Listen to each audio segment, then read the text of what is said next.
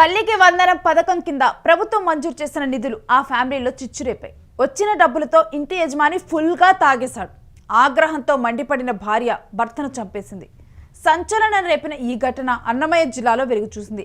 అసలు ఏం జరిగింది అనేది ఇప్పుడు చూద్దాం. బిడ్డల చదువు కోసం వచ్చిన డబ్బును భర్త మద్యం తాగేందుకు తీసుకున్నాడు అనే కోపంతో అతన్ని చంపింది భార్య. ఈ విషయాన్ని పోలీసులు సోమవారం ఆమెను అరెస్టు చేసినట్లుగా కూడా మదనపల్లి డీఎస్పీ మహేంద్ర తెలిపారు. అయితే ఈ మేరకు కూడా అన్నమయ్య జిల్లా మదనపల్లి మండలం రెడ్డిగానిపల్లికి చెందిన వంకోళ్ల చంద్రశేఖర్, అతను 46 ఇయర్స్, అప్పటి నుంచి కూడా గత కొంతకాలంగా కూడా అతను భవన నిర్మాణ కార్మికుడిగా పనిచేస్తూ ఉన్నాడు. 20 ఏళ్ల కిందట చంద్రశేఖర్కి రమాదేవి అనే ఆమెతో వివాహమైంది. వివాహమైన తర్వాత వీరికి ఒక కుమారుడు కుమార్తె ఉన్నారు. అయితే చంద్రశేఖర్ మద్యానికి బానిసైపోయి రోజు కూడా మద్యం తాగుతూ ఉండేవాడు. మద్యం తాగి కుటుంబ బాధ్యతలను వదిలేసి కుటుంబాన్ని పట్టించుకోలేదు. ఈ క్రమంలోనే అతని భార్య రమాదేవి పాలంకొండకు చెందిన ఓ వ్యక్తితో వివాహేతర సంబంధం కొనసాగిస్తూ ఉంది. అయితే వీటన్నిటి నేపథ్యంలో పిల్లలిద్దరికీ తల్లికి వందనం డబ్బు రమాదేవి ఖాతాలో పడింది. ఈ డబ్బు ఆమె ఏటీఎం ద్వారా చంద్రశేఖర్ తీసుకున్నాడు. ఆ డబ్బు ఇవ్వాలని భార్య భర్తతో గొడవ పడింది. ఈ నెల 2వ తేదీన 11 గంటల సమయంలో రాత్రిపూట చంద్రశేఖర్ వచ్చేసి మద్యాన్ని గ్లాసులో పోసి ఇవ్వని చెప్పి తన భార్య రమాదేవిని అడిగాడు.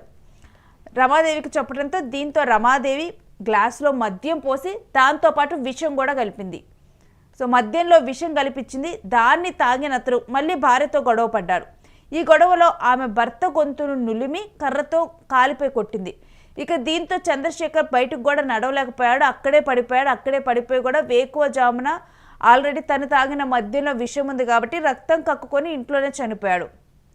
రక్తం మొత్తం కూడా రమాదేవి శుభ్రం చేసి తనకేం తెలియనట్లుగా కూడా రోజులానే తను కూలి పనులకు వెళ్తూ ఉంటుంది. రోజులానే కూలి పనులకు వెళ్ళిపోయింది. అయితే మధ్యాహ్నం తాను ఇంటికి వచ్చే సమయానికి ఆ మద్యం తాగటం వల్ల తన భర్త చనిపోయినట్లుగా కూడా చుట్టుపక్కల వాళ్ళకి తెలిపింది.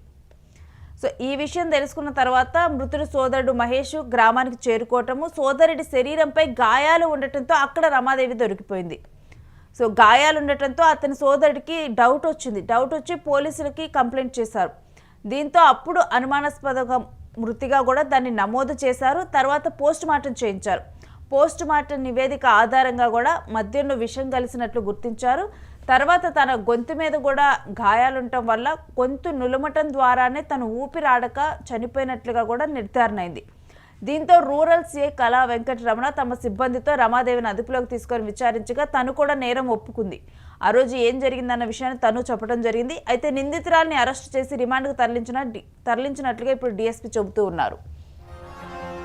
సో తల్లికి వందనం పథకం అనేది కూడా ప్రభుత్వం పిల్లలకి చదువుల కోసం డబ్బుల కోసం అని చెప్పి తల్లికి వందనం, ఆ పథకం మిస్యూజ్ అవ్వకూడదనే కాన్సెప్ట్తోనే డైరెక్ట్గా కూడా తల్లి ఖాతాకి ఆ డబ్బులు ఇవ్వటం ద్వారా ఆ డబ్బులతో పిల్లల్ని చదివించుకోవచ్చు అన్న నేపథ్యంలో ప్రభుత్వం ఆసరాగా నిలుస్తూ ఇస్తున్న పథకమే తల్లికి వందనం.